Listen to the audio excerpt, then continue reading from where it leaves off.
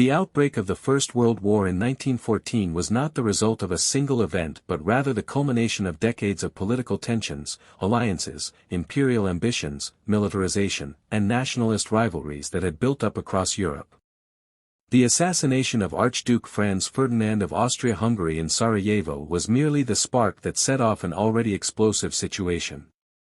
Beneath that spark lay a tangled web of causes that had been shaping the European continent for years, drawing in empires and nations into what would become one of the deadliest conflicts in human history. To understand why the world plunged into war, one must first look at the state of Europe at the turn of the 20th century. Europe was dominated by great powers, the British Empire, France, Germany, Austria-Hungary, Russia, and Italy. These countries were competing for military strength, economic dominance, and colonial possessions. Germany, unified only in 1871, had quickly risen as a powerful industrial and military nation, challenging Britain's naval supremacy and France's position in Europe. Britain, for centuries the world's leading empire, viewed Germany's rapid rise with suspicion. France still carried the wounds of its humiliating defeat in the Franco-Prussian War of 1870, in which it lost Alsace and Lorraine to Germany. The desire for revenge, known as revanchism, burned in French politics and culture, waiting for an opportunity to strike back. Meanwhile, the Austro-Hungarian Empire was a fragile collection of ethnicities and nationalities struggling to stay united under one monarchy. Slavic nationalism was on the rise in the Balkans, encouraged by Russia, which saw itself as the protector of Slavic peoples. Serbia, newly independent and ambitious, aimed to unite all South Slavs into one nation, a goal that directly threatened Austria-Hungary's control over its own Slavic provinces. Russia's support for Serbia and Austria's determination to suppress it created a dangerous tension in southeastern Europe. This region, often called the powder keg of Europe, would soon explode. Another deep cause of the war was the complex system of alliances that had formed across Europe. Germany, Austria-Hungary, and Italy were bound together in the Triple Alliance, while France, Russia, and Britain formed the Triple Entente. These alliances were meant to preserve peace through deterrence. Each power believed that the fear of a united enemy would prevent war. But in reality, these alliances meant that any local conflict had the potential to pull all the great powers into battle. Once one nation acted, others were bound by treaty to follow, turning a small confrontation into a continental war. Militarism also played a critical role in the path to war. By the early 1900s, European nations were engaged in an unprecedented arms race. Germany and Britain competed fiercely to build the largest and most advanced fleets of battleships. Armies grew in size and technology, fuel. Once the great powers of Europe were drawn into the conflict, the machinery of war began to turn on a scale never before seen in human history. The causes that had created the conditions for war, militarism, alliances, nationalism, imperialism, and the system of rivalries, continued to shape how the war developed and why it became so destructive. The summer of 1914 marked the point where diplomacy collapsed entirely, replaced by mobilization orders, declarations of war, and military plans that had been prepared for years. But understanding why the war continued to expand and consume millions of lives requires looking deeper into the mindset of the nations and leaders who chose war over peace, pride over compromise, and ambition over restraint. Germany's role in the early days of the war was crucial. The German leadership, especially Kaiser Wilhelm II and his military advisors, believed that war was both inevitable and necessary to secure Germany's place as a dominant world power.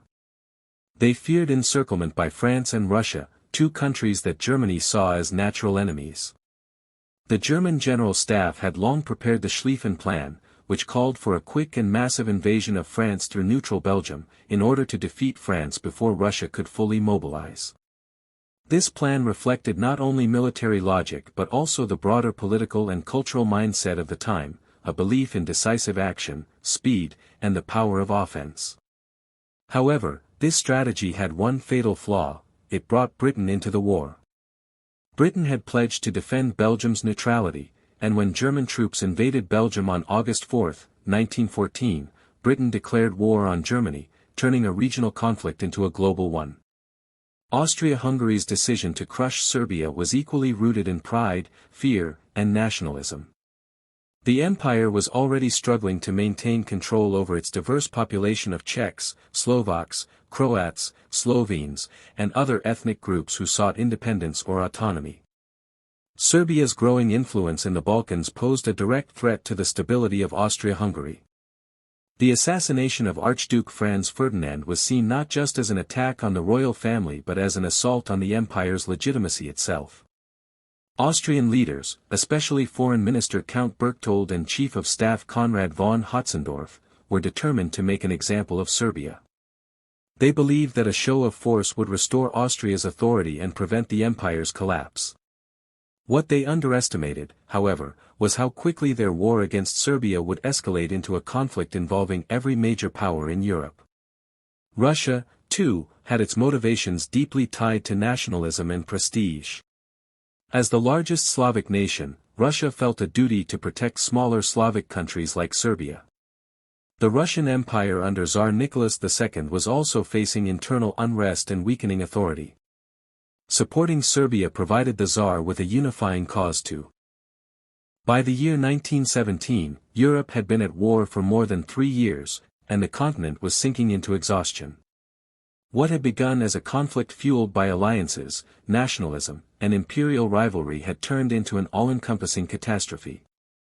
Millions had died, economies were collapsing, and societies were under immense strain.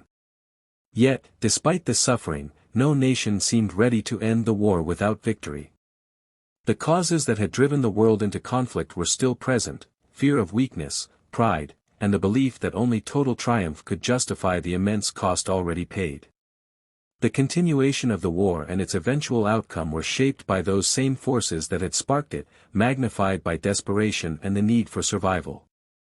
The entry of the United States into the war in April 1917 marked a turning point, both militarily and psychologically.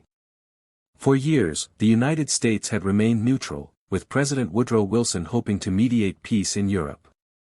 However, a series of events changed American public opinion. Germany's policy of unrestricted submarine warfare, which involved sinking ships without warning, including those carrying civilians, caused outrage in the United States. The most infamous incident was the sinking of the British passenger liner Lusitania in 1915, which killed nearly 1,200 people, including 128 Americans. Although the U.S. did not enter the war immediately after this tragedy, it planted the seeds of anger and distrust toward Germany. Later, the interception of the Zimmermann telegram, Germany's secret message encouraging Mexico to join the war against the U.S. in exchange for regaining lost territories, further pushed America toward intervention. When Germany resumed unrestricted submarine warfare in early 1917, sinking American ships, Wilson finally asked Congress to declare war on Germany, declaring that the world must be made safe for democracy. America's entry added immense industrial, financial, and human resources to the Allied side. While it would take time for American troops to arrive in large numbers, the psychological impact was immediate. Germany and Austria-Hungary realized that they were now facing not only Britain, France, and Russia but also the industrial power of the United States. This shifted the balance of the war, especially as the Central Powers were beginning to weaken internally. By this time, Russia was on the verge of collapse. Years of disastrous defeats, food shortages, and social unrest had brought the Russian Empire to the brink. In early 1917, the Tsar was overthrown during the February Revolution, and a provisional government took power.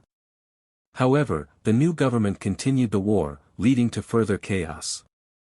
In November 1917, the Bolsheviks, led by Vladimir Lenin, seized control in the October Revolution, promising peace, land, and bread. One of their first acts was to negotiate peace with Germany, resulting in the Treaty of Brest-Litovsk in March 1918.